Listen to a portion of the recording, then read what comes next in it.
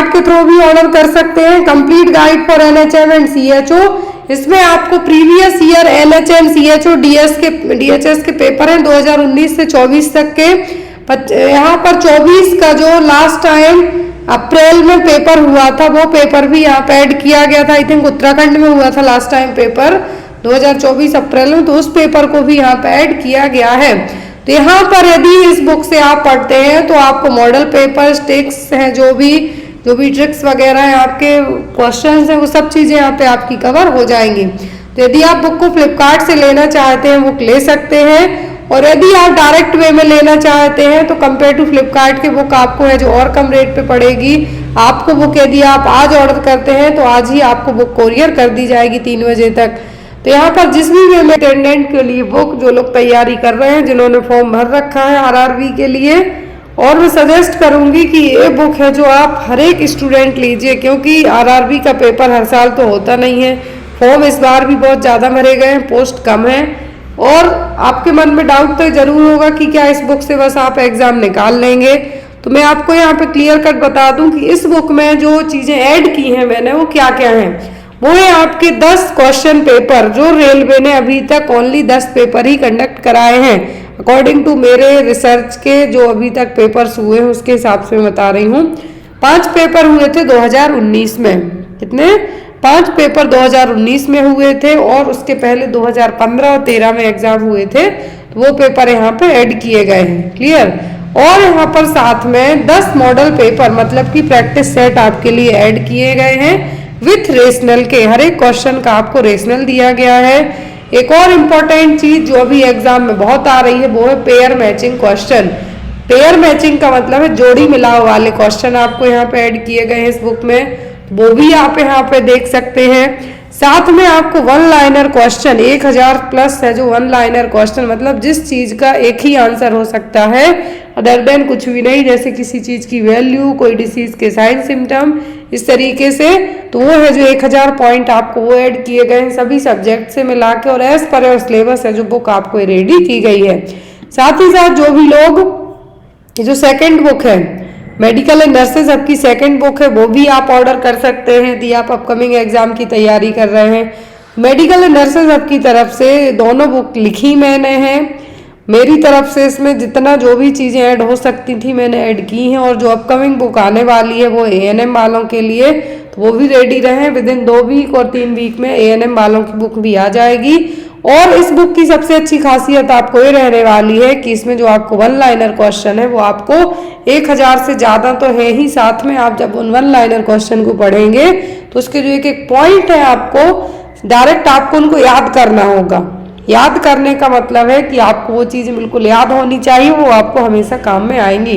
Book की जो MRP से डायरेक्ट ही आपको सीधा 12% डिस्काउंट पे डायरेक्ट दिया जा रहा है। और जिन्होंने यदि रेलवे के पेपर पहले से ले रखे हैं पीडीएफ के थ्रू हम मुझसे, तो वो लोग डायरेक्ट अपना है जो ऑर्डर प्लेस कर सकते हैं मेरे व्हाट्सएप नंबर के थ्रू। बुक मैं जो आपके लिए कोरियर के थ्रू सेंड करूंगी, और उनको जो बुक का एमआरपी 400 है वो उनको 300 रुपीज़ में बुक अवेलेबल करवाई जाएगी। लेकिन डायरेक्ट मोड के थ्रू फ्लिपकार्ट पे जो प्राइस विजिबल हो रही है आपको वही पे करना पड़ेगा।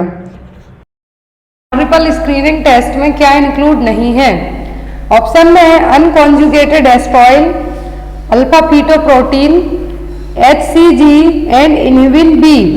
तो यहाँ पर क्या है जो इंक्लूडेड नहीं है? जो टेस्ट है यहाँ पर प्रेगनेंसी में कंडक्ट करवाए जाते हैं, तो यहाँ पर कौन सा टेस्ट है जो क्वाड्रिपल का मतलब होगा 4 स्क्रीनिंग टेस्ट और क्वाड्रिपल स्क्रीनिंग टेस्ट है उनमें इंक्लूड नहीं है। तो यहाँ पर आपका आंसर होगा वो होगा इनहिबिन बी। क्या होगा? Inhibin B. जो जो क्वाड्रिपल मार्कर स्क्रीनिंग टेस्ट होता है इसमें alpha fetoprotein, unconjugated estriol, HCG and dimeric inhibin A include होता है, ना कि इनहिबिन बी। इनहिबिन बी होता है जनरली जो इनफर्टिलिटी के लिए टेस्ट करवाया जाता है इनहिबिन बी। तो यहाँ पर ओवेरियन ट्यूमर के लिए भी ये कभी कभी यूज किया जाता है inhibin A and inhibin B. लेकिन यहाँ पर क्वाड्रिपल स्क्रीनिंग टेस्ट या फिर क्वाड का मतलब होता है 4। तो यहाँ पर जो क्वाड्रिपल 4 स्क्रीनिंग टेस्ट इंक्लूडेड है इनमें alpha fetoprotein, unconjugated estriol, HCG human chorionic gonadotropin hormone, and dimeric inhibin A include है। फिर आता है triple marker test, double marker test, triple marker test and quadruple marker test. तो triple marker test में alpha fetoprotein, HCG और estriol है जो यहाँ पर चेक किए जाते हैं। यदि हाई लेवल है अल्फा फीटोप्रोटीन का, दैट मीन्स क्या है, न्यूरल ट्यूब डिफेक्ट है, एनेंसेफेली है। यदि लो है तो क्या है, बेबी के लिए ट्रायसोमी डेवलप हो सकता है 21, जिसको हम डाउन सिंड्रोम कहेंगे, या फिर एडवर्ड सिंड्रोम डेवलप हो सकता है। Next one is metronidazole is commonly used to treat. तो मेट्रोनिडाजोल किसको ट्रीट करने के लिए यूज की जाती है? टाइफॉइड, डिसेंट्री, कोलेरा या फिर डायरिया। जो मेट्रोनिडाजोल है, क्या है, मेट्रोनिडाजोल है जो किसके लिए यूज की जाती है? तो मेट्रोनिडाजोल यूज की जाती है डिसेंट्री को ट्रीट करने के लिए। जनरली ये मार्केट में किस नाम से मिलती है? फ्लेजाइल। किस नाम से मिलती है? फ्लेजाइल नाम से मिलती है, जो कि एक एंटीबायोटिक भी और एक एंटी प्रोटोजोल मेडिकेशन है। आपको याद रखना है कि मेट्रोनिडाजोल क्या है, एक एंटीबायोटिक की तरह भी काम करेगी और एंटी प्रोटोजोल की तरह भी काम करेगी। तो इसका जो यूज होता है मेट्रोनिडाजोल का अकॉर्डिंग टू ऑप्शन के, वो किस में होता है? होता है डिसेंट्री में। अब डायरिया और डिसेंट्री के बीच का एक जो डिफरेंस है एग्जाम में यदि आपको आए तो बताना है कि जो डायरिया में फीकल का जो फीकल है, स्टूल है, किस टाइप का होगा? वॉल्यूमिनस होगा, लेकिन डिसेंट्री में स्कैंटी स्टिकी होगा। ब्लड कभी भी डायरिया जब होता है पेशेंट को तो फीकल मटेरियल के साथ ब्लड नहीं आता, लेकिन डिसेंट्री में आता है। म्यूकस रहेगा और पस सेल्स भी रहेगी और सीवियर स्ट्रेनिंग भी होगी ड्यूरिंग डेफिकेशन में डिसेंट्री में, लेकिन डायरिया में ये सब नहीं होगा। डायरिया में आपको याद रखना है कि ना तो ब्लड आता है, ना ही म्यूकस आएगा, और पस सेल्स भी बहुत ही कम होंगी और डेफिकेशन के टाइम पर ज़्यादा स्ट्रेन लगाने की ज़रूरत नहीं पड़ेगी। तो यहाँ पर जो आपको बीच का डिफरेंस याद रखना है, क्योंकि एग्जाम में आता है कि कौन से साइन डायरिया को डिसेंट्री से डिफ्रेंशिएट करेंगे, तो होगा ब्लड, म्यूकस दोनों है जो एब्सेंट रहते हैं फीकल मटेरियल में। Next one is which of the following perinatal infection disease is the mostly contagious. तो यहाँ पर सभी कंटेजियस डिसीज है, लेकिन यहाँ पर कहा है पेरीनेटल डिसीज। तो पेरीनेटल इन्फेक्शियस डिसीज कौन सी सबसे ज़्यादा कंटेजियस है? सिफिलिस, हेपेटाइटिस बी, HIV और हर्पीस सिम्प्लेक्स वायरस। तो यहाँ पर वो सबसे ज़्यादा कंटेजियस है, वो हर्पीस सिम्प्लेक्स वायरस। कौन सी है? हर्पीस सिम्प्लेक्स वायरस है जो सबसे ज़्यादा कंटेजियस है। पेरीनेटल इन्फेक्शन की बात हो रही है तब। तो HSV क्या है? Herpes simplex virus. ये बेबी को क्या हो सकता है? सबसे ज़्यादा है जो कॉमनली यहाँ पर पूछा है और सबसे ज़्यादा कंटेजियस है, तो क्या होगा? HSV virus. Herpes virus can also be spread to the baby if a mother has a blister caused by herpes on her breast। देखिए यहाँ पर आपको इसका रेशनल भी मिल जाएगा कि बच्चों में पेरीनेटल टाइम में बच्चों में है जो सबसे ज़्यादा रिस्क क्यों रहेगा? हर्पीस सिम्प्लेक्स वायरस का ही, क्योंकि यदि मदर के ब्रेस्ट में या फिर आसपास एक भी ब्लिस्टर है, बेबी ब्रेस्ट फीड करेगा, क्या होगा? अफेक्टेड ब्रेस्ट से यदि बेबी ने ब्रेस्ट फीड किया तो बेबी के लिए फर्स्ट 4 वीक आफ्टर बर्थ के भी इन्फेक्शन होने के चांसेस रहेंगे, तो वो भी पेरीनेटल इन्फेक्शन में ही कंसीडर किया जाएगा। तो यहाँ पर जो कॉमनली वो इजीली बच्चे को होगा, जो जिसको हम हाईली कंटेजियस कह रहे हैं, वो क्या होगा? Herpes simplex virus. Next one is with in what period of post delivery should RH-D immunoglobulin be given to appropriate candidate to prevent anti-D isoimmunization। तो anti-D isoimmunization से प्रिवेंट हम बच्चे को कैसे कर सकते हैं? ऑप्शन में है यहाँ पर 12 घंटे में, 24 घंटे में, 72 घंटे में या फिर 80 घंटे में।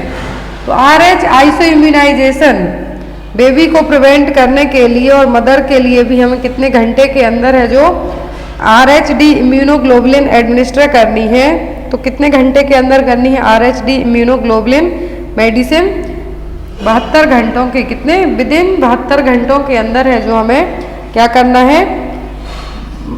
प्रेग्नेंट लेडी के जो मदर है उसके लिए डिलीवरी के बाद, पोस्ट डिलीवरी के बाद विद इन 72 घंटों के अंदर RH-D इम्यूनोग्लोबुलिन एडमिनिस्टर करना है डी आइसोइम्यूनाइजेशन, एंटी डी आइसोइम्यूनाइजेशन से प्रिवेंट करने के लिए।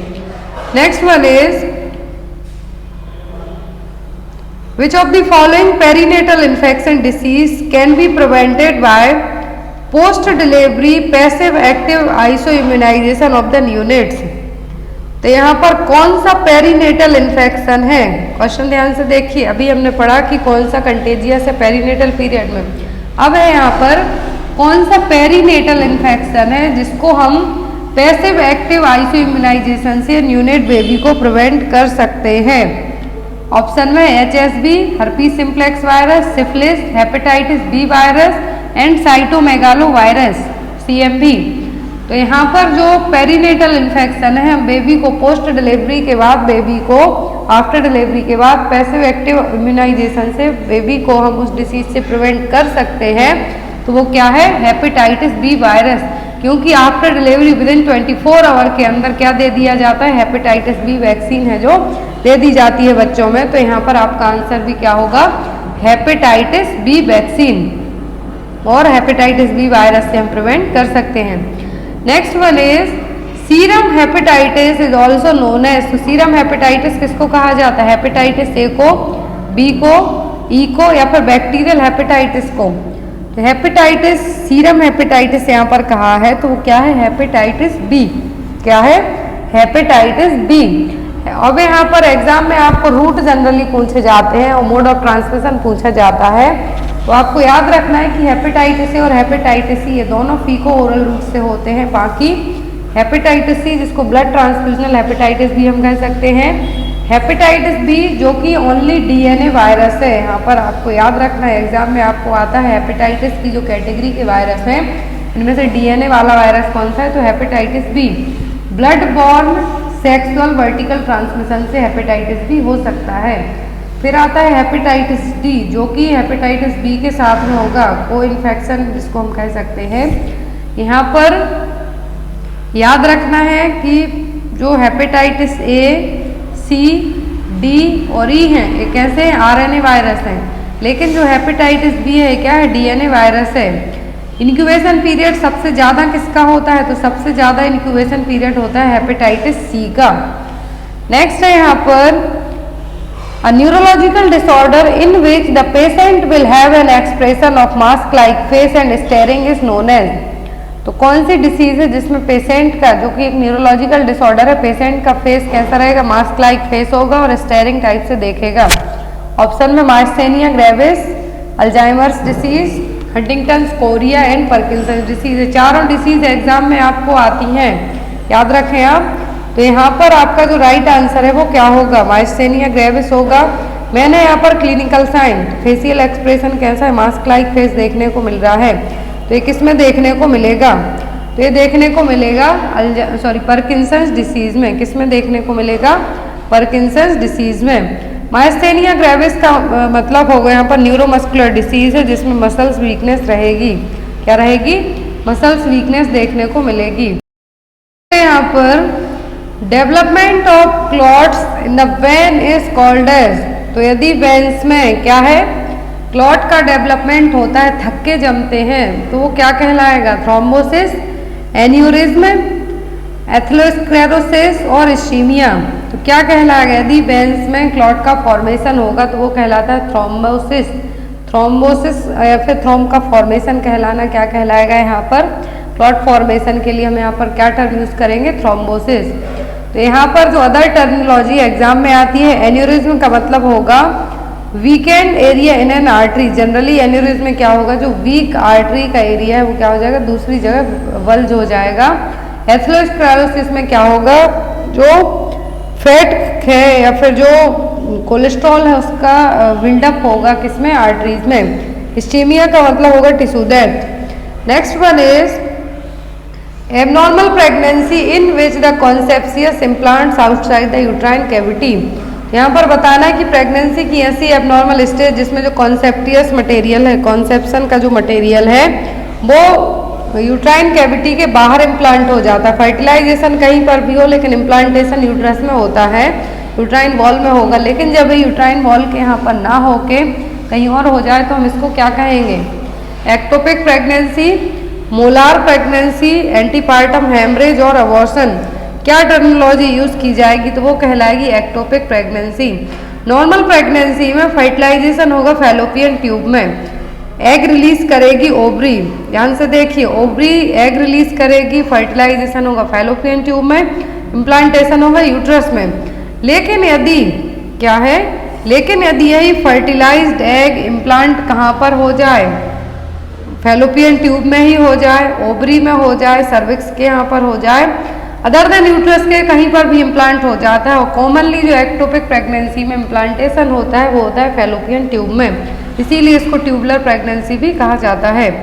Next one is failure to pass meconium within first 36 hour of life, abdominal distension, poor feeding and empty rectum are the findings of. तो यहाँ पर है question, failure to pass meconium, क्या है, failure to pass meconium within first 36 hour तक, क्या है, first 36 hour तक डिलीवरी होने के बाद से लेकर 36 घंटों तक यदि बेबी अपना फर्स्ट पासिंग स्टूल, जो फर्स्ट पासिंग स्टूल जिसको मेकोनियम कहते हैं, वो पास नहीं करेगा, एब्डोमिनल डिस्टेंशन है, पुअर फीडिंग है और रेक्टम कैसा है, एम्प्टी है, तो ये किसकी फाइंडिंग है, हिरस्प्रिंग्स डिसीज, अपेंडिसाइटिस, माल एब्जॉर्प्शन और पेरिटोनाइटिस। तो यहाँ पर ये सभी साइन किसके हैं, ये हैं हिरस्प्रिंग्स डिसीज के, जिसमें जो गैंग्लियोनिक सेल्स रहेंगी ये एब्सेंट रहेंगी, जनरली गैंग्लियोनिक सेल्स से रहती हैं, जिसको मेगा कॉलन डिसीज भी कहेंगे। तो गैंग्लियोनिक सेल्स एब्सेंट रहेंगी, जिसके कारण जो यहाँ पर रेक्टम है क्या रहेगा, यहाँ पर ब्लॉकेज रहेगा। तो यहाँ पर जब रेक्टम में कुछ आएगा ही नहीं तो क्या होगा, एब्डोमिनल डिस्टेंशन होगा, पुअर फीडिंग होगी, रेक्टम एम्प्टी होगा, बेबी अपना फर्स्ट पासिंग स्टूल है जो पास नहीं कर पाएगा। Next one is onset of puberty before the age of 8 year in girls is called. तो प्यूबर्टी यदि 8 साल से कम एज के पहले ही हो जाए गर्ल्स में तो इसको क्या कहेंगे, थैलार्ची, मिनार्ची, डिलेड प्यूबर्टी या फिर प्रीकॉशियस प्यूबर्टी, क्या हम टर्म यूज करेंगे यदि प्यूबर्टी बिफोर ऑनसेट हो जाए, 8 साल से भी कम एज में हो जाती है प्यूबर्टी, तो यहाँ पर हम उसके लिए क्या टर्म है जो यूज करेंगे। तो जो टर्मिनोलॉजी यूज होगी वो कौन सी होगी, वो होगी यहाँ पर प्रीकॉशियस प्यूबर्टी। तो 8 साल के पहले यदि प्यूबर्टी आ जाती है, पीरियड्स आना स्टार्ट हो जाते हैं अदर, और जो साइन है प्यूबर्टी के साइन दिखाई देने लगेंगे, उसको हम क्या कहेंगे, वो स्टेज कहलाएगी प्रीकॉशियस प्यूबर्टी। थैलार्ची का मतलब होता है development of breast, breast words का डेवलपमेंट होना। मिनार्ची का मतलब होगा फर्स्ट मेंस्ट्रुअल पीरियड का आना। डिले प्यूबर्टी का मतलब होगा जब प्यूबर्टी अब 16 ईयर के बाद भी ना आए, तब इसके लिए हम क्या कहेंगे, 14 to 60 ईयर के बाद आती है तो उसको हम कहेंगे delay puberty. Next one is what should be the temperature of water used for cold spongin. तो कोल्ड स्पंजिंग के लिए जो वाटर यूज करेंगे वो कैसा होना चाहिए, 98 degree Fahrenheit, 105 degree Fahrenheit, 70 degree Fahrenheit और 0 degree Fahrenheit. That means water का टेम्परेचर कितना होना चाहिए जो वाटर हम कोल्ड स्पंजिंग के लिए यूज करेंगे, तो वाटर का टेम्परेचर होना चाहिए 70 degree Fahrenheit. Next one is which among the following is known as backbone of community health. तो बैकबोन ऑफ कम्युनिटी हेल्थ इनमें से क्या कहलाएगा, ऑप्शन में इकोनॉमी, फैमिली, होम विजिट और इंडिविजुअल। तो यहाँ पर जो टर्म यूज किया जाएगा बैकबोन ऑफ कम्युनिटी के लिए वो क्या होगा, वो होगा यहाँ पर होम विजिट, क्या होगा, home visit. Next one is fever, abdominal tenderness, slow pulse rate, delirium and rose coloured rashes indicate the disease. तो यहाँ पर क्वेश्चन देखिए कि फीवर है, एब्डोमिनल टेंडरनेस है, एंड एब्डोमिनल टेंडरनेस के साथ साथ यहाँ पर जो रोज कलर के रैशेस दिखाई दे रहे हैं, कैसे हैं, रोज कलर के रैशेस हैं बॉडी पर, वो क्या कौन सी डिसीज के साइन है, स्मॉल पॉक्स, मीजल्स, टिटनस या फिर चिकन पॉक्स। अब एग्जाम में आपको एक क्वेश्चन आता है कि रोज कलर स्पॉट्स किस डिसीज में देखने को मिलते हैं। तो रोज कलर जो स्पॉट देखने को मिलते हैं मीजल्स में, इसमें मीजल्स और रूबियोला में। यहाँ पर चिकन पॉक्स और मीजल्स के जो साइन है थोड़े बहुत मैच करते हुए हैं, लेकिन जो रोज कलर के स्पॉट्स हैं, कॉप्लेक स्पॉट्स हैं, किस में देखने को मिलते हैं, मीजल्स में। चिकन पॉक्स में है जो सबसे पहले जो रैसेस आएंगे कहाँ पर फॉर्मेशन होगा चेस्ट पर, फिर देन आफ्टर पूरी बॉडी पर। इनका मेन साइन यही है। कॉप्लिक स्पॉट्स मेन साइन है मीजल्स का, और रोज स्पॉट्स किसमें देखने को मिलेंगे? मीजल्स में। नेक्स्ट है यहाँ पर जो ऑप्शन में था टिटनेस, तो टिटनेस का पॉजिटिव एजेंट है क्लोरेस्ट्रीडियम टिटेनी। इंक्यूबेशन पीरियड है एवरेज 10 डेज, जो कि जनरली 3 से 21 दिन का होता है। और ट्रांसमिशन होता है इसका टिटनेस का किसके थ्रू? डायरेक्ट मिट्टी से, सॉइल से। जो क्लोरेस्ट्रीडियम टिटेनी है इनका ट्रांसमिशन जनरली कैसे होता है? मिट्टी से या फिर एनिमल एक्सक्रीटा से। Next one is asthma can be prevented by, तो हम अस्थमा को कैसे प्रिवेंट कर सकते हैं? प्रिवेंटिंग एक्सपोजर टू एलर्जन से, take the vaccine against asthma, taking medicine regularly और नन ऑफ द अबव। तो अस्थमा को हम प्रिवेंट कर सकते हैं मेनली यहाँ पर एलर्जन से, क्योंकि अस्थमा किससे होता है? जनरली एलर्जन से हो सकता है, पॉलन से हो सकता है, डस्ट से हो सकता है। तो यहाँ पर जो ब्रोंकाई है इसमें क्या होगा? स्पाज्म देखने को मिलेगा। क्या होगा? स्पाज्म होगा, सिकुड़ेगी, तो सांस लेने में दिक्कत होगी। बीजिंग साउंड मेन साइन है इनका। अब यहाँ पर बात की जाती है कि प्रिवेंट कैसे कर सकते हैं हम? तो एलर्जन से, जिस चीज़ से प्रॉब्लम हो रही है उससे दूर रहिए, तो आपको वो प्रॉब्लम अपने आप नहीं होगी। Next one is in a crying baby when should the cord be claimed normally. तो यदि बेबी क्या कर रहा है? अच्छा कहते हैं जो हेल्दी बेबी की पहचान है वो क्या है? डिलीवर होने के तुरंत बाद रोना स्टार्ट कर देते हैं। तो यदि बेबी क्राई कर रहा है तो कॉर्ड को हम कितने टाइम में क्लेम्प करेंगे?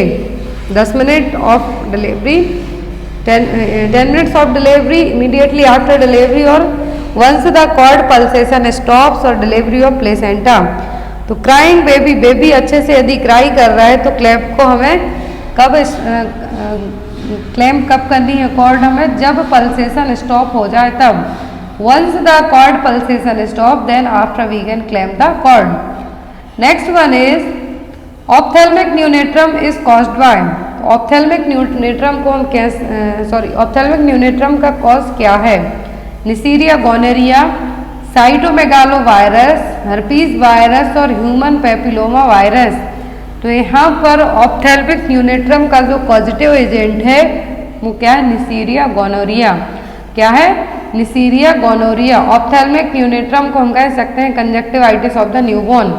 एग्जाम में आ सकता है ऑप्थेल्मिक न्यूनेट्रम का मतलब क्या है? कंजक्टिवाइटिस ऑफ द न्यूबॉर्न, जो कि आई इन्फेक्शन है, विद इन 30 डेज में डिलीवरी से लेके फर्स्ट 30 डेज में डेवलप हो सकता है।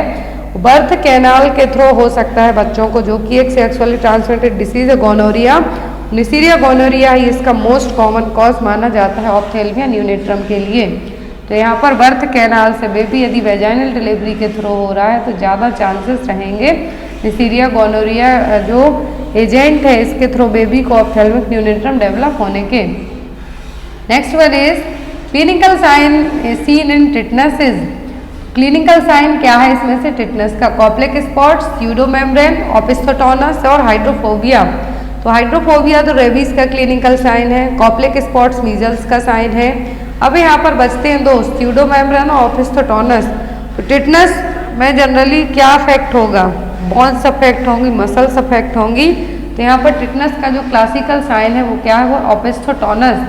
Opisthotonus is the severe hyperextension and spasticity in which an individual's head, neck and spinal column enter into complete bridging or arching position।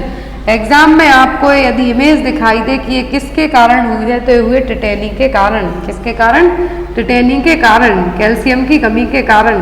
तो अब यहाँ पर यदि इस तरीके से आर्च बन जाती है टिटेनी के कारण तो इसके लिए क्या टर्म हम यूज करेंगे? ओपिस्थोटोनस, जिसमें सीवियर हाइपर एक्सटेंशन हुआ है बॉडी का, साथ ही साथ बहुत ज़्यादा स्पाज्म देखने को मिला है, जिसमें पर्सन का हेड, नेक और पूरी स्पाइनल कॉर्ड ने एक आर्च बना लिया है। क्या बना लिया है? आर्च बना लिया है, ब्रिज जैसे बना लिया है कि यहाँ से देखिए सीधा यहाँ तक जो यहाँ पर टोए है, टोए से सीधा हेड तक पूरा एक बीच में जो ब्रिज जैसे दिख रहा है क्या है? Opisthotonus. Next one is presence what level of urine albumin together with high blood pressure is sufficient to categorize her as having pre-eclampsia। तो यूरिन एल्ब्यूमिन का लेवल कितना होगा ये हम फाइंड आउट कर सकते हैं कि जो लेडी है उसके लिए क्या है, प्री एक्लेम्सिया है, क्योंकि प्रोटीन यूरिया देखने को मिलता है जो प्री एक्लेम्सिया के पेशेंट होते हैं। तो एल्ब्यूमिन ही चेक किया जाएगा। तो यूरिन एल्ब्यूमिन का जो लेवल है हाई ब्लड प्रेशर के केस में, लेडी को प्री एक्लेम्सिया है, तो कैसे आप कैटेगराइज कर पाएंगे, +3, +4, +5 या फिर +2। तो कितना प्रेजेंस है जो यूरिन एल्ब्यूमिन माना जाएगा कि लेडी को प्री एक्लेम्सिया है, तो वो होगा +2। Next one is drug used to treatment of jaundice in newborn. तो यदि न्यूबॉर्न बेबी में बिलिरुबिन लेवल का लेवल ज़्यादा बढ़ जाता है तो उसको ट्रीट करने के लिए कौन सी मेडिसिन यूज़ की जाएगी, फिनोबार्बिटॉन, डायजेपाम, बीटामेथासोन और कैल्शियम ग्लूकानेट। को ट्रीट करने के लिए जो मेडिसिन यूज़ की जाएगी वो होगी फिनोबार्बिटॉन। एग्जाम में क्वेश्चन आता है ड्रग ऑफ चॉइस जॉइंटिस को ट्रीट करने के लिए, तो क्या है, फिनोबार्बिटॉन। फिनोबार्बिटॉन क्या करेगी, it acts on the liver and induce glucuronyl transferase, जो कि एक एंजाइम है, और ये क्या करेगा, बिलिरुबिन को क्या करेगा, बिलिरुबिन को चेंज करेगा ऐसे फॉर्म में जो कि वायल के थ्रू बॉडी से रिमूव हो जाए। क्या करेगा, बिलिरुबिन का लेवल जो बढ़ा हुआ है उसको चेंज करने का काम करेगा ये एंजाइम, ग्लूकोकोर्नियल ट्रांसफरेज एंजाइम, जो कि बाइल के थ्रू बॉडी से रिमूव हो जाए। यदि ड्रग ऑफ चॉइस पूछे तो वो क्या है, phenobarbitone. Next one is during intubation administration of succinylcholine cause bradycardia, which of the following agent use to treat this outcome effect. तो यहाँ पर सक्सिनाइल कोलिन दी जा रही है किसके लिए, इंट्यूबेशन के लिए। तो ब्रेडिकार्डिया डेवलप होता है यदि, तो ब्रेडिकार्डिया डेवलप होने के लिए कौन सी मेडिसिन है जिससे हम ब्रेडिकार्डिया को यहाँ पर ट्रीट कर पाएंगे। ऑप्शन में कैल्शियम ग्लूकानेट, एड्रेनालिन, लिडोकेन और एट्रोपिन। जो मेडिसिन यूज की जाएगी ब्रेडिकार्डिया के इफेक्ट को कम करने के लिए, ट्रीट करने के लिए, वो होगी atropine. Next and most important question, RH negative mother delivered a baby, which among the following test is more likely to the ordered for the baby। Question ध्यान से देखिए कि मदर RH नेगेटिव है, क्या है, मदर RH नेगेटिव है, sorry RH negative mother है, तो बेबी को डिलीवर किया है मदर ने, तो बेबी के लिए कौन सा टेस्ट किया जाएगा। यदि मदर पूछे तो अलग है और बेबी पूछे तो अलग है, तो बेबी के लिए पूछा है कौन सा टेस्ट किया जाएगा, blood culture, direct Coombs test, indirect Coombs test और एक्सरे। तो यदि RH नेगेटिव मदर है, बेबी को डिलीवर किया है, तो जो टेस्ट बेबी के लिए करवाएंगे वो होगा डायरेक्ट कॉम टेस्ट। कौन सा होगा, डायरेक्ट कॉम टेस्ट। यदि यहाँ पर इनडायरेक्ट कॉम टेस्ट कहते तो मदर के लिए परफॉर्म किया जाता, इसके लिए मदर के लिए किया जाता, लेकिन यदि डायरेक्ट कॉम टेस्ट की बात हो रही है यहाँ पर, एंटी ह्यूमन ग्लोबुलिन टेस्ट इसको हम कहते हैं, कॉम टेस्ट, तो किसके लिए है, बेबी के लिए। Next one is which of the following is the typical main symptom of mall rotation. तो माल रोटेशन का एक टिपिकल सिम्टम कौन सा है, abdominal pain, abdominal distension, bloody stool और विलियस वॉमिटिंग। तो माल रोटेशन का मतलब है जिस जगह जो बॉडी का पार्ट होना चाहिए, इंटेस्टाइन्स होनी चाहिए, वो उस जगह ना होकर कहीं और होंगी, तो पूरी बॉडी के फंक्शन ही डिस्टर्ब होंगे। टिपिकल सिम्टम होगा वो होगा बिलियस वॉमिटिंग। कैसी होगी, बिलियस वॉमिटिंग। ये देखिए माल रोटेशन में जो नॉर्मल पिक्चर है यहाँ पर फर्स्ट पिक्चर दिखा रही है इंटेस्टाइन की प्रॉपर पोजीशन, लेकिन जो सेकंड पिक्चर है माल रोटेशन को रिप्रेजेंट कर रही है। माल रोटेशन एक बर्थ डिफेक्ट है जिसमें आपकी इंटेस्टाइन जो कि प्रॉपरली और कम्प्लीटली रोटेट नहीं हो पाती है अपनी नॉर्मल पोजीशन में, और ये कब होगा, डेवलपमेंटल लाइफ में, ऐसा नहीं कि बाद में होगा। तो यहाँ पर जनरली और ये अर्ली प्रेगनेंसी में around 10th week of pregnancy में जब डेवलपमेंट होता है इंटेस्टाइन का, उसी टाइम पर ये डेवलप हो जाती है। तो यहाँ पर माल रोटेशन का जो फर्स्ट और मेन साइन है वो क्या है, बिलियस वॉमिटिंग। नेक्स्ट वन इज, और यदि इमेज आपको इस तरीके से दी जाए कि ये क्या है, तो यह है माल रोटेशन।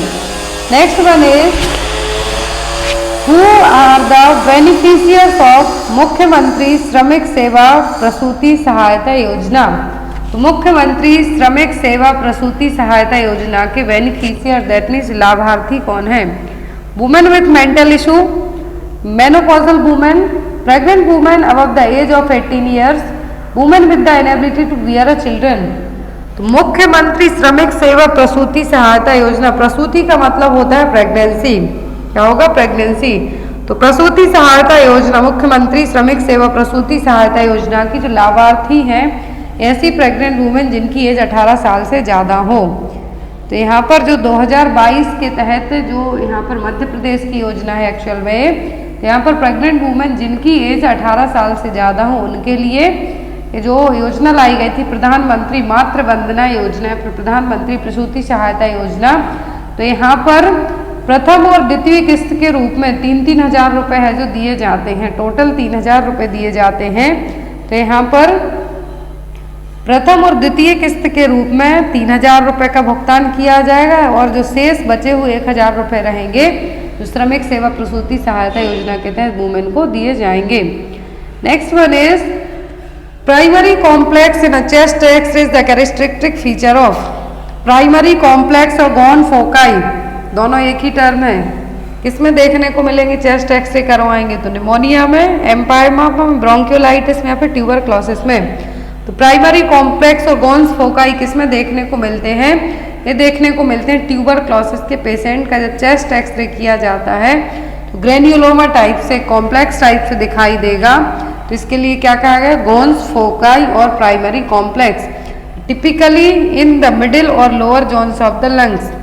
जो लोअर जोन्स रहेगा लंग्स का या फिर मिडिल लंग्स में यहाँ पर ये देखने को मिलेंगे और ये जनरली या तो प्लूरल इफ्यूजन के कारण भी हो सकते हैं या फिर जो इनका मेन रीजन होगा, मेन किस डिसीज में देखने को मिलेंगे। तो आपको एग्जाम में या तो गॉन्स फोकाई देखने को मिलेगा और primary complex. Next one is serological and which test commonly are used in diagnosis of rabies. तो रेबीज है जो टेस्ट है यहाँ पर कौन से टेस्ट से है जो प्रॉपर तरीके से हम फाइंड आउट कर सकते हैं, डायग्नोस कर सकते हैं। सीरोलॉजिकल और कौन सा टेस्ट किया जाएगा, हेमेटोक्रेट, इन्यूलिन क्लियरेंस, ऑस्कल्टेशन और मॉलिकुलर टेस्ट। ये क्वेश्चन MPNHM में आया था। तो सीरोलॉजिकल और जो यहाँ पर मॉलिकुलर टेस्ट है दोनों रेबीज को डायग्नोस करने में किए जाते हैं। डायरेक्ट फ्लोरेसेंट एंटीबॉडी टेस्ट भी हम जिसको कह सकते हैं कि रेबीज वायरस के जो एंटीजन है आपके ब्रेन टिश्यू में प्रेजेंट तो नहीं है, उसके लिए टेस्ट किए जाते हैं। Next one is which of the following is not a national health programme. तो इनमें से नेशनल हेल्थ प्रोग्राम कौन से नहीं हैं, national programme for control of blindness and visual impairment, national tobacco control programme, national oral health programme, national programme for prevention and control of deafness. तो यहाँ पर आपका आंसर होगा जो यहाँ पर अब option A, B, C, D दिए हैं कि A बस है कि B है या नहीं है। तो यहाँ पर क्वेश्चन है not a national health programme, तो यहाँ पर आपका आंसर होगा नन ऑफ दी अबव, क्योंकि ये सभी क्या है, नेशनल हेल्थ प्रोग्राम है। यहाँ पर जो national programme for control of blindness and visual impairment है तो ये 1975 में लॉन्च किया गया था। तो दूसरा है national programme for prevention and control of deafness, तो 2006 से 2007 में एज अ पायलट प्रोजेक्ट के तहत इसको लाया गया था। फिर आता है नेशनल टोबैको कंट्रोल प्रोग्राम जो कि 2007 टू 2008 के बीच में जो 11th 5-year प्लान था, 11वीं पंचवर्षीय योजना थी, उसके तहत लाया गया था। और हम हर साल नेशनल टोबैको डे कब मनाते हैं, 31 मई को।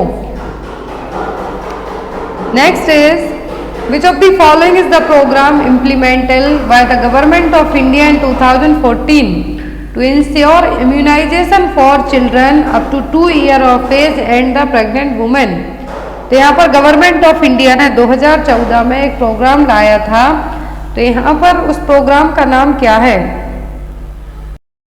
जो कि 2014 को लॉन्च की गई थी एंड यहाँ पर जो कि 2 साल के बच्चों प्रेग्नेंट लेडीज तक के लिए थी। तो वो कौन सी थी, मिशन इंद्रधनुष। क्या थी, मिशन इंद्रधनुष, जो कि 25 दिसंबर 2014 को लॉन्च की गई थी। देन आफ्टर यहाँ पर इंटेंसिफाइड मिशन इंद्रधनुष प्रोग्राम भी आया था 8 अक्टूबर 2017 को, इसके लिए मोदी जी ने लॉन्च किया था। फिर 2.0 आया था जो कि JP नड्डा ने यहाँ पर इसको लॉन्च किया था। जो 2.0 था मिशन इंद्रधनुष प्रोग्राम के यदि यहाँ पर आपको सभी के गोल्स पूछे जाते हैं तो ये 2030 तक के लिए जो सस्टेनेबल डेवलपमेंट गोल अचीव करना है हमें प्रिवेंटेबल डिसीज़ को लेके, चाइल्ड डेथ को लेके, तो वो यहाँ पर किसके तहत है, मिशन इंद्रधनुष। मेन आपको मिशन इंद्रधनुष कब लॉन्च हुआ, तो यहाँ पर लॉन्चिंग डेट याद रखना है 25 दिसंबर 2014। 2 साल तक की एज ग्रुप के बच्चे और प्रेग्नेंट वुमेन यहाँ पर कवर किए गए हैं। फिर इंटेंसिफाइड मिशन इंद्रधनुष प्रोग्राम आया, इसी को है जो मॉडिफाई करके लाया गया, तो 8 अक्टूबर 2017 को। फिर यहाँ पर 2.0 डॉक्टर हर्षवर्धन ने इंट्रोड्यूस किया था मिशन इंद्रधनुष प्रोग्राम का 2.0। तो यहाँ पर भी कवरेज क्या रखी गई थी, जो 2 साल तक के बच्चे और प्रेग्नेंट वुमेन। अब यहाँ पर नेक्स्ट क्वेश्चन है, the vaccination was first performed by, तो वैक्सीनेशन है जो पहली बार कब परफॉर्म किया गया, लुईस पास्चर के through, Alexander Fleming, madam Curie और एडवर्ड जेनर। तो फर्स्ट जो वैक्सीनेशन है, फर्स्ट टाइम वैक्सीनेशन कब किसके थ्रू करवाया गया, एडवर्ड जेनर। किसके through, Edward Jenner. First vaccine की खोज भी किसने की थी, एडवर्ड जेनर ने, जो कि स्मॉल पॉक्स के लिए 1798 में बनी थी। एग्जाम में क्वेश्चन आता है कि पहली वैक्सीन कौन सी, वो थी स्मॉल पॉक्स, और खोज किसने की थी, एडवर्ड जेनर ने। ओरल पोलियो वैक्सीन की डिस्कवरी किसने की थी, डॉक्टर अल्बर्ट सेविन ने। Next one is, in mission Indradhanush all vaccine are covered except, mission Indradhanush में सभी वैक्सीन कवर्ड हैं किसी एक को छोड़कर, diphtheria, whooping cough, TB and PCV, that means pneumococcal vaccine. तो यहाँ पर मिशन इंद्रधनुष में पहले जो इंक्लूडेड वैक्सीन थी वो थी यहाँ पर, जो कि इम्यूनाइजेशन, नेशनल इम्यूनाइजेशन शेड्यूल में इंक्लूडेड है, लेकिन जो नहीं इंक्लूडेड है वो कौन सी थी, पीसीवी, न्यूमोकोकल वैक्सीन। अब हम यहाँ पर बात करते हैं मिशन इंद्रधनुष का जो एम था कि 2 साल के एज ग्रुप के बच्चे, प्रेग्नेंट वुमेन। तो यहाँ पर पहले थी जो 7 प्रिवेंटेबल डिसीज हैं, वैक्सीन से प्रिवेंट करने वाली। मिशन इंद्रधनुष में रेनबो में टोटल 7 कलर होते हैं इंद्रधनुष में, तो वही यहाँ पर 7 डिसीज रखी गई थी, diphtheria, whooping cough, tetanus that means DPT, poliomyelitis, TB, measles, meningitis and hepatitis B. फिर यहाँ पर 4 वैक्सीन को और ऐड किया गया, पहले 7 थी, जो टोटल पहले 7 रखी गई थी जो मिशन इंद्रधनुष प्रोग्राम बस था। फिर जैसे जैसे प्रोग्राम मॉडिफाई होते गया वैसे वैसे यहाँ पर वैक्सीन्स को भी ऐड किया गया। तो 7 के बाद यहाँ पर जो 4 वैक्सीन और ऐड की गई वो थी rota virus for prevention of diarrhoea, measles and rubella and Japanese encephalitis and IPV यहाँ पर ऐड की गई। तो आफ्टर दैट 4 वैक्सीन और ऐड की गई। तो यहाँ पर टोटल जो अब यदि पूछते हैं तो पहले तो 7 थी, बट लेकिन नाउअडेज जब चेंज हुए मिशन इंद्रधनुष प्रोग्राम में तो टोटल 11 वैक्सीन है जो यहाँ पर इंक्लूडेड हैं। Next is the vaccines at primary health centre level are stored in, तो पीएचसी लेवल पर वैक्सीन किस में स्टोर की जाती हैं, आइसलैंड रेफ्रिजरेटर में, जिसको हम आईएलआर भी कहते हैं, deep freezer, walk in cold room और कोल्ड बॉक्सेस। तो जो प्राइमरी हेल्थ सेंटर होते हैं, प्राइमरी हेल्थ सेंटर लेवल पर वैक्सीन को स्टोर किया जाता है आइसलैंड रेफ्रिजरेटर में। अब यहाँ पर आप स्क्रीनशॉट इसका ले सकते हैं जो स्क्रीन पे आपको दिख रहा है, क्योंकि एग्जाम में बहुत ज़्यादा हेल्पफुल है। और जो सेकंड चैनल है उस पर भी मैं आपको एक छोटे से टॉपिक के तौर पर ये चीज़ बेटर तरीके से एक्सप्लेन कर दूँगी, बट फिर भी जो पीएचसी लेवल यदि एग्जाम में आता है कि पीएचसी लेवल में वैक्सीन किस में स्टोर की जाती है, तो आइसलैंड रेफ्रिजरेटर में। टेम्परेचर होता है इसका 2 से 8 डिग्री सेल्सियस। दूसरा आता है डीप फ्रीजर, तो डीप फ्रीजर का टेम्परेचर होता है -15 to 25 डिग्री सेल्सियस, जिसमें ओरल पोलियो वैक्सीन जिसका टेम्परेचर यहाँ पर है कितना, -20 डिग्री सेल्सियस पर स्टोर की जाती है। और डिस्ट्रिक्ट लेवल पर डीप फ्रीजर यूज़ किए जाते हैं। यदि WIC पूछें, क्या है WIC पूछें, तो इसमें 2 से 8 डिग्री सेल्सियस पर जो गवर्नमेंट की मेडिकल शॉप होती हैं वहाँ यूज़ किया जाता है। कोल्ड बैग्स और vaccine carrier generally sub centre है, यदि वैक्सीन को ट्रांसपोर्ट करना हो सब सेंटर है वहाँ पर यूज़ किए जाते हैं। एक क्वेश्चन आपके लिए, इसका आंसर आप लोग कमेंट बॉक्स में देंगे। क्वेश्चन है the last case of small pox was reported in the world in, तो पूरे विश्व में स्मॉल पॉक्स का लास्ट केस कहाँ डिटेक्ट हुआ था, सॉरी कब डिटेक्ट हुआ था, 1977 में, 1978 में, 1979 में और 1982 में। तो मैं यहाँ पर आपको हिंट कर दूं कि इंडिया में तो लास्ट केस रिपोर्ट हुआ था स्मॉल पॉक्स का 1975 में। अब जो लास्ट केस है यहाँ पर वो हुआ था सोमालिया में। अब आपको ईयर बताना है कि सोमालिया में लास्ट केस स्मॉल पॉक्स का पूरे विश्व में से सोमालिया देश में जो डिटेक्ट हुआ था तो वो कब हुआ था, इसका आंसर आप लोग कमेंट बॉक्स में देना। नेक्स्ट क्लास होगी उसमें इसका आंसर आपको दिया जाएगा। Thank you for watching us, bye bye, have a good. What is the normal colour of amniotic fluid when the bag of water is rupture. तो यदि बैग ऑफ वाटर रप्चर होता है तो यहाँ पर एमनियोटिक फ्लूइड का colour कैसा होगा। नॉर्मल की बात की जा रही है, ना कि पोस्ट टर्म प्रेगनेंसी की, कि RH इनकम्पेटेबिलिटी की, किसी भी तरीके की नहीं। साफ साफ कहा है नॉर्मल एमनियोटिक फ्लूइड का कलर कैसा होगा, क्लियर होगा, ग्रीनिश होगा, ब्राउनिश होगा कि गोल्डन होगा। अब यहाँ पर 4 ऑप्शन में से आपका आंसर क्या होगा। तो सबसे पहली चीज़ एमनियोटिक फ्लूइड है जो क्लियर कॉन्साइज कलर का होगा, मतलब कैसा, बिल्कुल क्लियर होगा। इसमें यदि ग्रीनिश कलर है, ब्राउनिश कलर है, दैट मीन्स कुछ ना कुछ एबनॉर्मलिटीज़ तो डेवलप हुई हैं, ज़रूर हुई हैं। तो यदि नॉर्मल पूछे तब आप क्या कहेंगे कि ये क्या है, क्लियर है। लेकिन एमनियोटिक फ्लूइड में कलर के कारण कुछ एबनॉर्मलिटीज़ की बात आती है, ग्रीन कलर का होता है। यदि एमनियोटिक फ्लूइड ग्रीन कलर का है दैट मीन्स क्या है, मेकोनियम स्टैंड, बेबी का जो फर्स्ट पासिंग स्टूल है वो उसमें आ गया तो ग्रीन हो गया। गोल्डन है मतलब माँ को RH इनकम्पेटेबिलिटी है। ऐसे केस में एज सून एज बच्चा डिलीवर होता है और कॉर्ड क्लैंप कट की जाती है, अर्ली कॉर्ड क्लैंपिंग की जाती है कि माँ की जो एंटीबॉडी है वो बच्चे में ट्रांसफ़र ना हो पाए। यदि ग्रीनिश येलो कलर का है मतलब बच्चा पोस्ट मैच्योरली पैदा हुआ है, दैट मीन्स 42 वीक की प्रेगनेंसी के बाद बच्चा पैदा हुआ है तो ग्रीनिश येलो रहेगा। जैसे जैसे 35 वीक की प्रेगनेंसी के बाद जैसे जैसे वीक्स बढ़ते जाएंगे वैसे वैसे एमनियोटिक फ्लूइड का कम है जो लेवल है कम होते जाएगा, जिसको हम AFI इंडेक्स कहेंगे, एमनियोटिक फ्लूइड इंडेक्स कहेंगे। जैसे जैसे प्रेगनेंसी 35 वीक के आगे जाएगी AFI इंडेक्स कम होते जाएगा और हाइड्रोनियस होने के चांसेस बढ़ जाएंगे। पोस्ट मैच्योर प्रेगनेंसी में हाइड्रोनियस होने के चांसेस ज़्यादा रहेंगे। और यहाँ पर यदि डार्क रेड कलर का आता है एमनियोटिक फ्लूइड दैट मीन्स कुछ ना कुछ एक्सीडेंटल ब्लीडिंग हुई है, हेमरेज हुआ है। यदि टोबैको जूसी, ऐसा तंबाकू का जो कलर होता है ब्राउनिश टाइप का रहेगा amniotic fluid, that means baby जो फीटस है उसकी डेथ यूट्रस में ही हो चुकी है, इंट्रा यूट्राइन डेथ। बेबी की जो डेथ है वो कहाँ हो गई, यूट्रस में ही हो गई है, तब एमनियोटिक फ्लूइड का कलर ब्राउन रहेगा।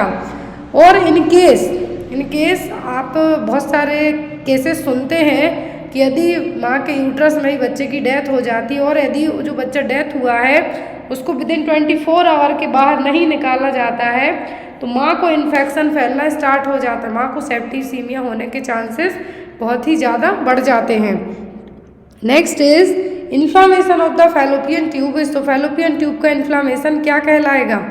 ऑप्शन में है यहाँ पर साल्पिंजाइटिस, एंडोमेट्राइटिस, सर्विसाइटिस या फिर vaginitis.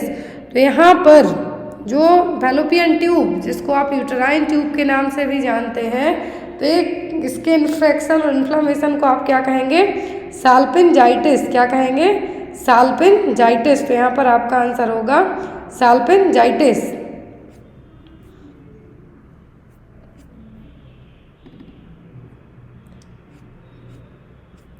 Next one is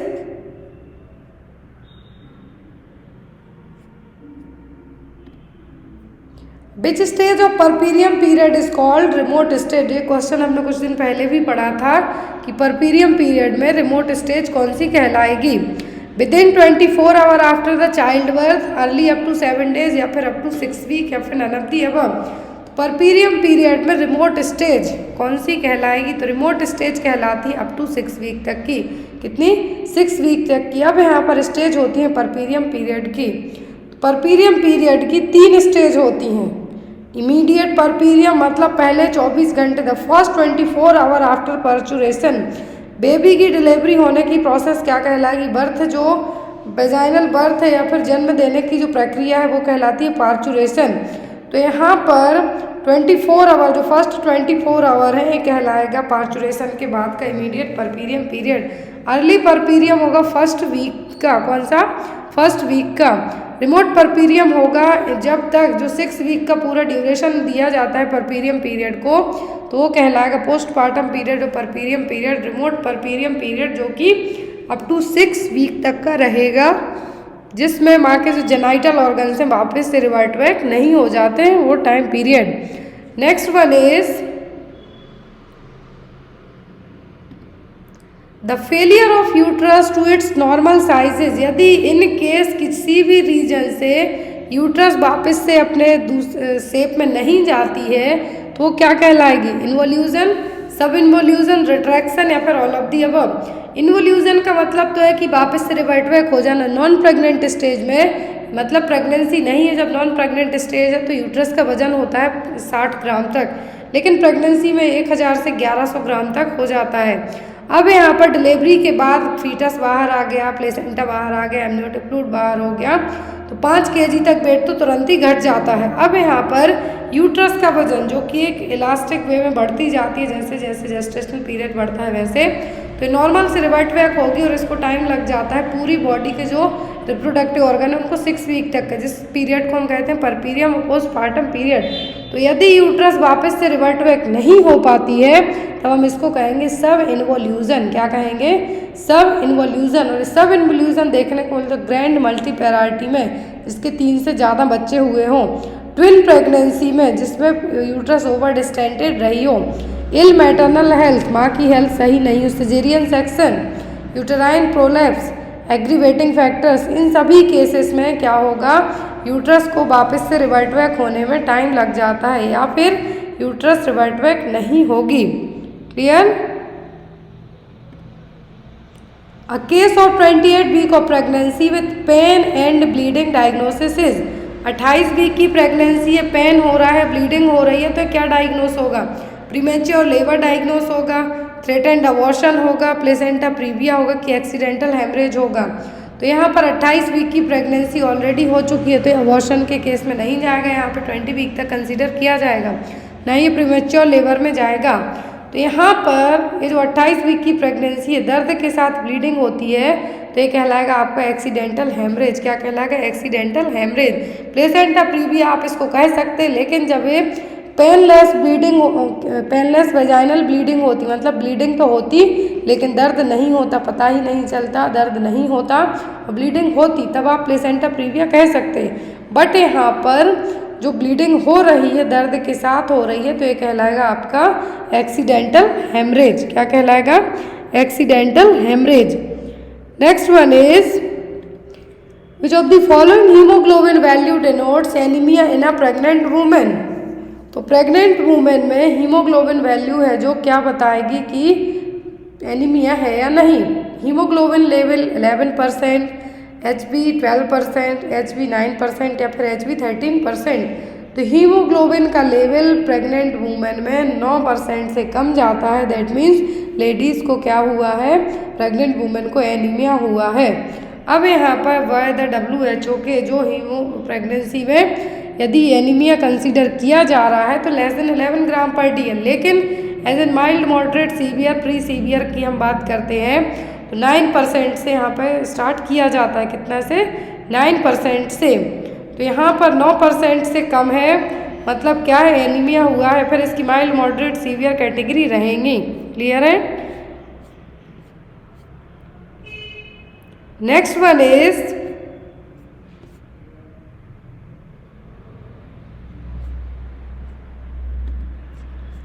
good attachment sign of breast feeding are all except. तो गुड अटैचमेंट साइन सभी ब्रेस्ट फीडिंग के किसी एक को छोड़कर। Baby's mouth widely open, lower lip turn inward, baby's chin touch the breast, majority of areola is inside baby's mouth. Good attachment sign की बात हो रही है, जब बच्चा ब्रेस्ट फीड करता है तो सभी गुड अटैचमेंट साइन है किसी एक को छोड़कर। तो बेबी का जो माउथ है वाइडली ओपन रहेगा, लोअर लिप बाहर की तरफ होंगे ना कि अंदर की तरफ, बेबी का चिन माँ के ब्रेस्ट को टच करेगा और जो एरियोला का मोस्टली पार्ट है वो बेबी के माउथ में रहेगा, तो ये गुड अटैचमेंट साइन होंगे। लेकिन यहाँ पर जो एक ऑप्शन है वो है lower lip turn inward, generally outward बाहर की तरफ होगा, चिन फर्मली टच द ब्रेस्ट, और यहाँ पर जो बच्चा है अपनी माँ को आई कांटेक्ट भी करने की कोशिश करेगा। तो ये सभी क्या है? गुड अटैचमेंट साइन है, किसके? ब्रेस्ट फीडिंग के गुड अटैचमेंट साइन है यहाँ पर। Next is fertilization of 2 different ovum released in same cycle is known as. तो 2 डिफरेंट ओवम का एक ही साइकिल में रिलीज होना क्या कहलाएगा? सुपरफिटेशन, सुपरफिकेंडेशन, फीटस अकार्डियाकस या फिर फीटस पेपरिकस। तो यहाँ पर जो यदि फर्टिलाइजेशन हो रहा है 2 डिफरेंट ओवम का, लेकिन एक ही सेम साइकिल में, एक ही बार के जो पीरियड्स आते हैं उसमें दो ओवम, दो अलग अलग ओवम एक ही बार रिलीज होते हैं और उनका फर्टिलाइजेशन हो जाता है, तो ये क्या कहलाएगा? ये कहलाएगा आपका सुपर फीकंडेशन। क्या कहलाएगा? Super fecundation. दूसरा होता है सुपर फिटेशन में, मतलब दो डिफरेंट साइकिल में फर्टिलाइजेशन होगा, fertilization of two ovum in a different cycle. लेकिन यदि fertilization of two ovum in a same cycle तो वो होगा सुपर फीकंडेशन। सुपर फिटेशन में होगा दो ओवम का दो अलग अलग डिफरेंट साइकिल में फर्टिलाइजेशन। यदि सुपर फिटेशन की बात करें तो यहाँ पर एक जो फीटस है उसकी जो जेस्टेशनल एज होगी वो होगी 28 वीक। तो यदि दूसरी साइकिल में फर्टिलाइजेशन हुआ है तो उसमें 4 वीक वो और बाद का रहेगा। तो इस तरीके से एक होगा 34 वीक या फिर 24 वीक मान लो या फिर 28 वीक, कुछ भी मान लो, 4 वीक का गैप आप देके इसको समझ सकते हैं। स्टेटस है किसको मेजर करने के लिए यूज किया जाता है? Level of residual chlorine, hardness of water, chlorine demand of water या फिर नन ऑफ द अबव। तो जो हार्डनेस जो हॉरोक्स सेपरेटस है किसके लिए यूज किया जाता है? क्लोरीन डिमांड ऑफ वाटर के लिए। इस तरीके से जो यहाँ पर इमेज में दिख रहा है क्या है? हॉरोक्स सेपरेटस है, पानी में कितनी क्लोरीन की जरूरत है उसको मेजर करने के लिए यूज किए जाते हैं। Next one is measures taken to stop the progress of disease is called which kind of prevention? that means disease already हो चुकी है लेकिन उसकी प्रोग्रेस को हमें रोकना है तो कौन सा प्रिवेंशन कहलाएगा? प्राइमरी, सेकेंडरी, टर्सरी या फिर नन ऑफ द अबव। तो प्राइमरी में आप हेल्थ एजुकेशन इम्यूनाइजेशन से है जो प्रिवेंटिव मेजर अपनाएंगे वो क्या होगा? प्राइमरी। फिर जब हो जाएगी डिसीज, कोई भी डिसीज या प्रॉब्लम, देन आफ्टर आप उसके कॉम्प्लिकेशन है जो डेवलप नहीं होने देना चाहेंगे या फिर उसको प्रिवेंट करेंगे कॉम्प्लिकेशन होने से तो क्या होगा? सेकेंडरी। लेकिन जब यही डिसीज होकर कॉम्प्लिकेशन बना चुकी है ऑलरेडी आपकी बॉडी में और उसकी जो ट्रीटमेंट के चांसेस हैं वो सभी तो किस में आएंगे? टर्सरी प्रिवेंशन में। Next one is what is the intermediate tyre of the Panchayati Raj system called? तो यहाँ पर मैंने एक ट्राइंगल शेप में आपको बताया था कि जो इंटरमीडिएट टायर क्या होगा पंचायती राज सिस्टम का? पंचायत समिति, जिला परिषद, ग्राम सभा या फिर ऑल ऑफ दी अबव। तो इंटरमीडिएट टायर क्या होगा यहाँ पर? पंचायत समिति। Next one is Mrs Preeti 22-year-old lady delivered a premature baby, which of the following medication is useful for the newborn baby? तो यहाँ पर ड्रग ऑफ चॉइस का क्वेश्चन है। यदि कोई 22 साल की लेडी ने प्रीमेच्योर बेबी को बिफोर 37 कंप्लीटेड वीक के डिलीवर किया है तो उसके बेबी के लिए कौन सी मेडिसिन यूजफुल होगी? ऑक्सीटोसिन, रेनिटिडिन, डेक्सामेथासोन या फिर टेस्टोस्टेरोन। तो यहाँ पर कौन सी मेडिसिन उसके बेबी के लिए हेल्पफुल होगी? तो वो होगी यहाँ पर डेक्सामेथासोन। क्या करेगी? ये प्रीमेच्योर बेबी हुआ है तो लंग मैच्यूरेशन में हेल्प करेगी। तो यहाँ पर क्या करेगी? ये मेडिसिन का काम क्या होगा? बेबीज की लंग मैच्यूरेशन में बेटामेथासोन और डेक्सामेथासोन क्या करेगा? हेल्प करेगा।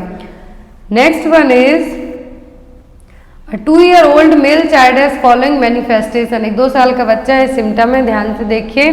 Chest and drawing, Beijing and fever, which will be the most appropriate group of drug for the child? तो यहाँ पर फीवर है, बीजिंग साउंड आ रहा है, चेस्ट एंड ड्रॉइंग है, तो कौन सी मेडिसिन देंगे? ऑप्शन में एंटी कन्वल्सिव, डायरेटिक, एंटीबायोटिक या फिर एनाल्जेसिक्स। तो ऐसे केस में फीवर है दैट मीन्स क्या? इन्फेक्शन भी डेवलप हुआ है, वीजिंग है, चेस्ट एंड ड्रॉइंग है। तो इस तीनों साइन किसके हैं? क्लासिकल साइन है, तीनों क्लासिकल साइन है निमोनिया के। मेडिसिन कौन सी दी जाएगी यहाँ पर? Antibiotic. Next one is in period of growth and development which is a embryo period? तो यहाँ पर पीरियड ऑफ ग्रोथ और डेवलपमेंट में एम्ब्रियो पीरियड किसको कहा जाएगा?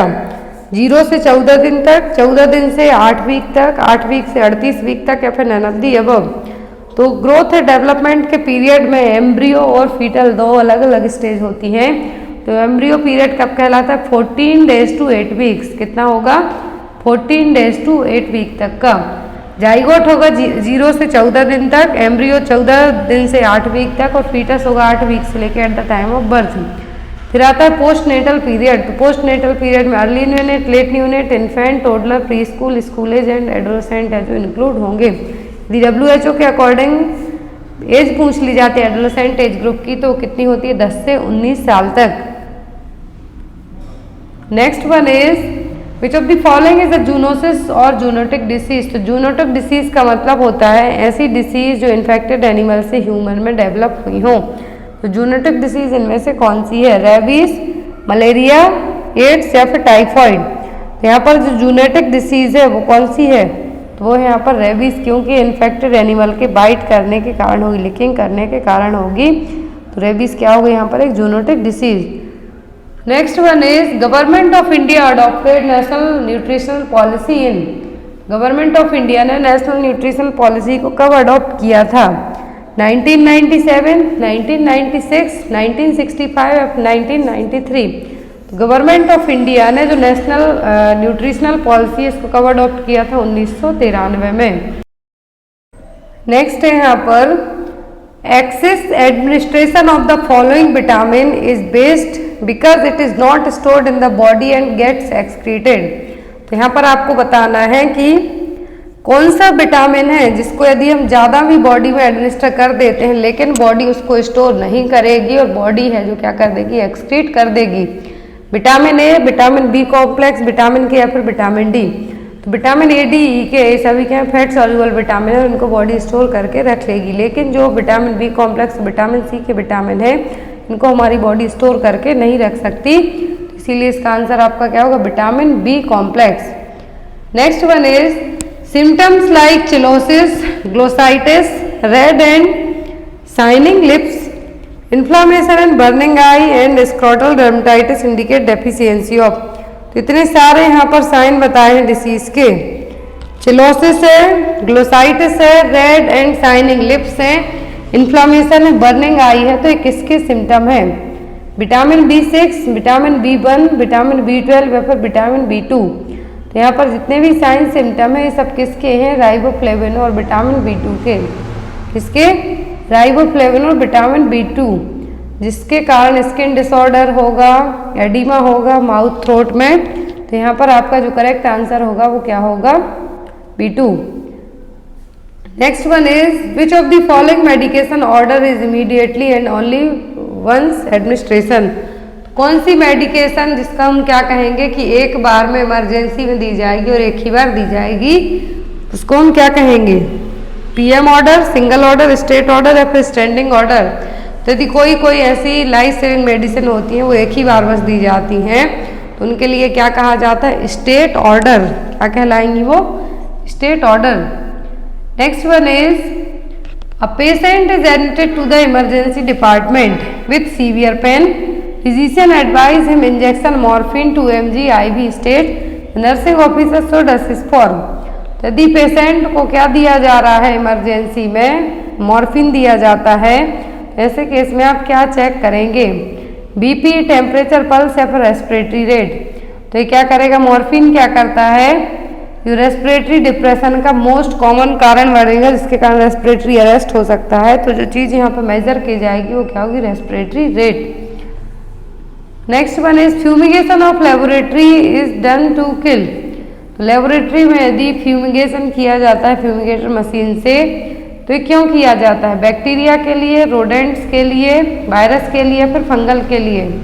तो जस्ट मैंने अभी आपको बताया कि जो OT में ऑपरेशन थिएटर में फ्यूमिगेशन किया जाता है, मशीन से धुआं छोड़ा जाता है, किसके लिए किया जाता है?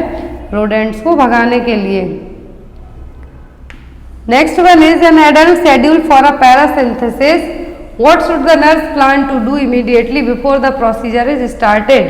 तो पैरासिंथेसिस होने के पहले एज अ नर्स आप क्या चीज़ें जो नोट डाउन करेंगे कोई प्रोसीजर होने के पहले और पैरासिंथेसिस प्रोसीजर होने के पहले? Administer the diazepam, ask the client to his bowels, have the client empty his और हर ब्लैडर या फिर give him a glass of water.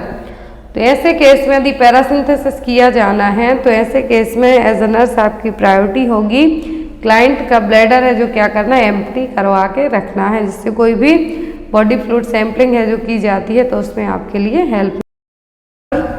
Bleeding between the menstrual period is known as. यदि bleeding menstrual period के बीच में होती है तो हम उसको क्या कहेंगे? ऑप्शन में मेनोरेजिया, पॉलीमेनोरेजिया, डिसमेनोरिया या फिर मेट्रोरेजिया। तो क्या टर्म यूज किया जाएगा यदि ब्लीडिंग पीरियड्स के मेंस्ट्रुअल पीरियड्स के बीच में होती है, तो उसके लिए जो टर्मिनोलॉजी और जो वर्ड यूज होगा वो क्या कहलाएगा? मेट्रोरेजिया। क्या होगा? मेट्रोरेजिया। वे तीनों टर्म यहाँ पे हम देखते हैं। तो मेट्रोरेजिया क्या होगा? ब्लीडिंग हो रही है जो मेंस्ट्रुअल पीरियड के बीच में वो। फिर आता है मेनोरेजिया। मेट्रोरेजिया मेनोरेजिया अलग है।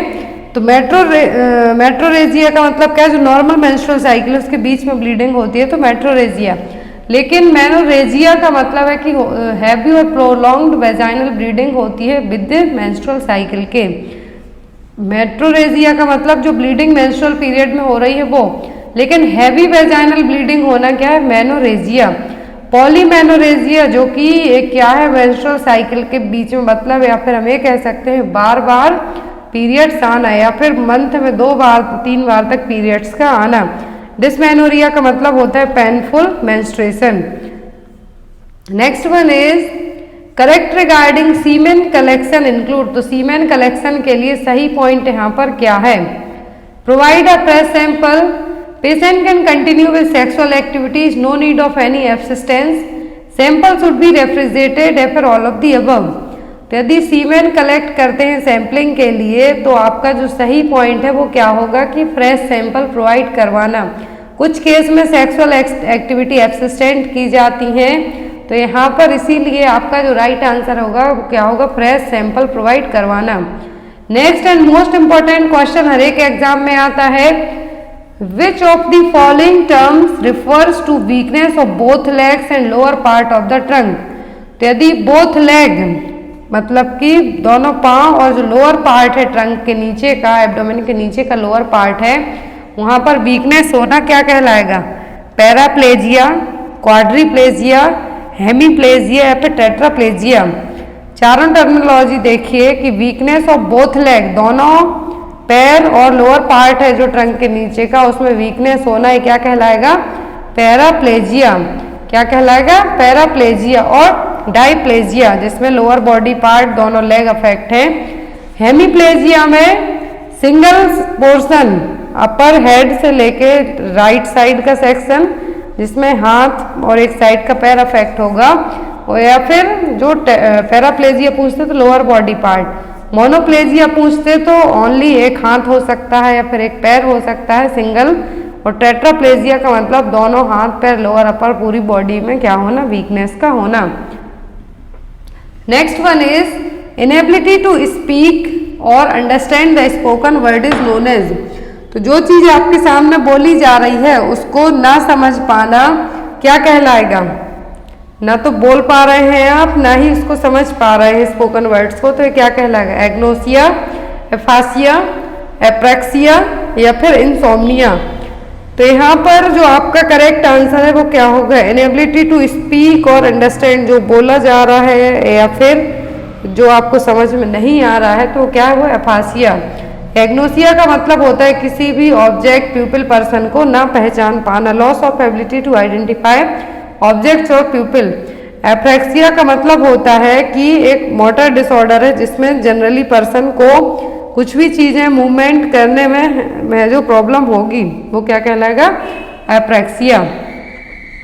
Next one is immediate care of newborn baby after delivery is all except. तो न्यूबॉर्न बेबी को डिलीवरी के बाद सभी केयर दी जाएंगी किसी एक को छोड़कर। Baby should keep lower than the uterus, suctioning, clean the eyelids, bath the baby.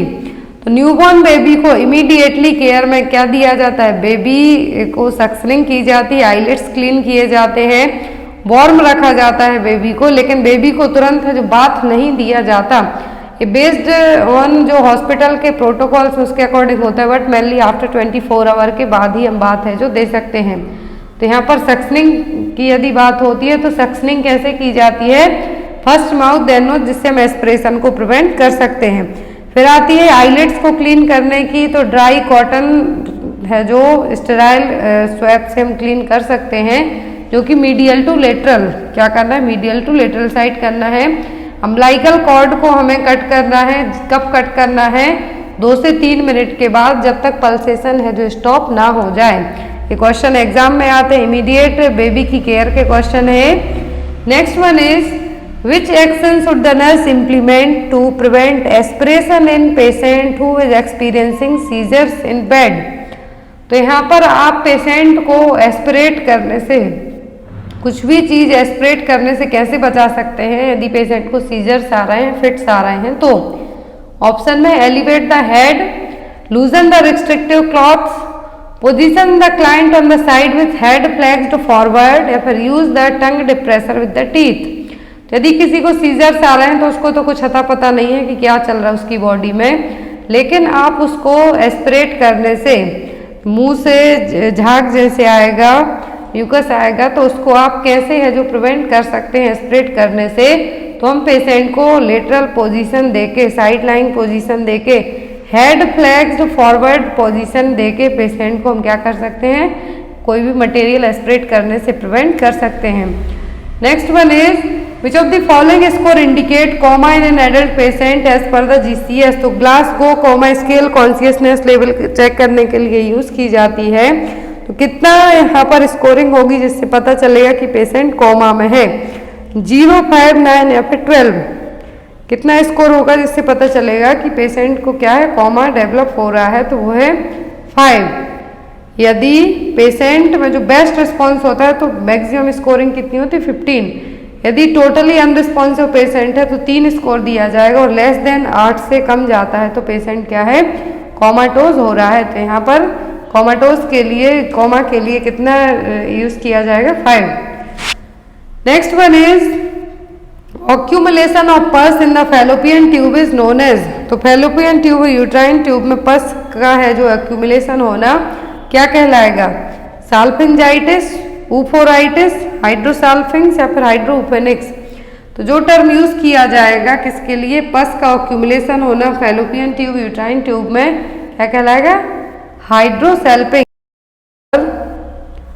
The trend of development that follows head to foot is called.